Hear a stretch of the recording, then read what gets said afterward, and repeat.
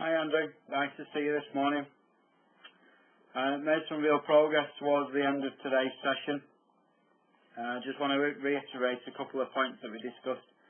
The first one, ideally there, I want you to, in your setup position, just want you to lean over a little bit more, just get a little bit more weight on the balls of your feet.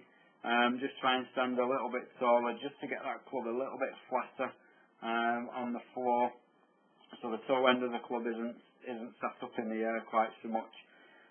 Also, we discussed the backswing, which we said was a little bit too much on the inside and a little bit too flat. So we take you through to that position.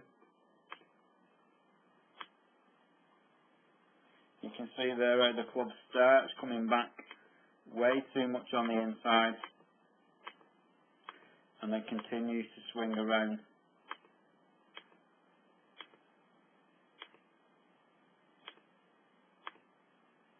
Okay, so there's the top of your backswing, which is rather short, much shorter than your practice swings.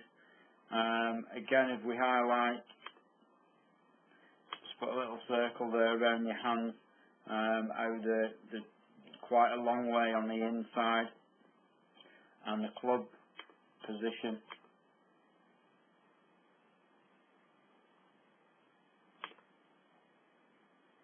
is on an angle which points down to your ball to target line, but because your swing is too much on the inside, it's creating a too flat, or a swing plane that is too flat and too much around yourself, which is giving you that feeling that you're coming into the ball and you're trying to sweep it off the turf and trying to lift it into the air. If you have a quick look here at Chad Campbell on the right hand side, I've just popped you in the position of the halfway position in his backswing.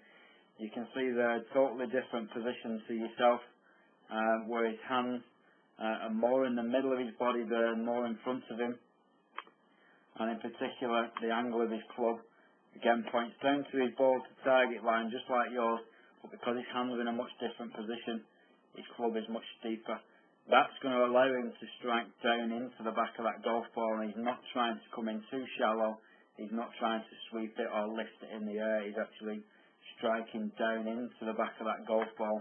So as we take him a little bit further, you can see now as his club comes into that ball from a much deeper angle than yourself, and he's hitting down into that golf ball. So again, as we have a quick look at yours, as we take you now into that golf ball, so the club's coming in from behind you, a long way from the inside and rather shallow into the ball, trying to lift that ball up into the air. Now, one of the drills that we gave you to do was to hit a few practice swings trying to make contact in the mat where your golf ball is going to be. Now, you've managed to do that okay, but also we made it better by asking you to hit the same practice swings with your eyes closed. Now, during the swings with your eyes closed, you're allowing your body to feel what's happening much better. The swing in your practice is much longer and more fluent. There's no tension or anything involved in that. And during each practice swing, you're able to swing the club and strike the mat in exactly the same place, exactly where your golf ball is going to be. And then again, we get you to hit a couple of shots with you again, once again with your eyes closed. Again, that frees up the tension, allows you to swing the club much further back and a much better angle, allowing you to strike down into the back of that golf ball.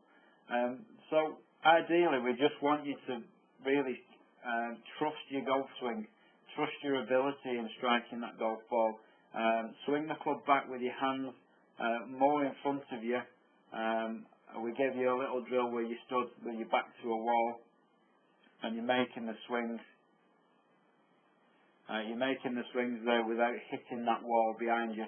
That's going to get your hands more in front of you, and that's the plane of your club on a much deeper angle. Again, to give you the ideal angle of attack into that golf ball. So there, once you've hit a few shots with your eyes closed, just to build the feelings and the trust in your swing, and just basically to build the confidence of you striking down into that golf ball, to make the shots much more consistent. So ideally there, if you work on those drills, if you've got any problems, just give me a call, or come and see me up at the golf club. Always there to help. But in the meantime, good luck with it all, and I look forward to seeing you again soon.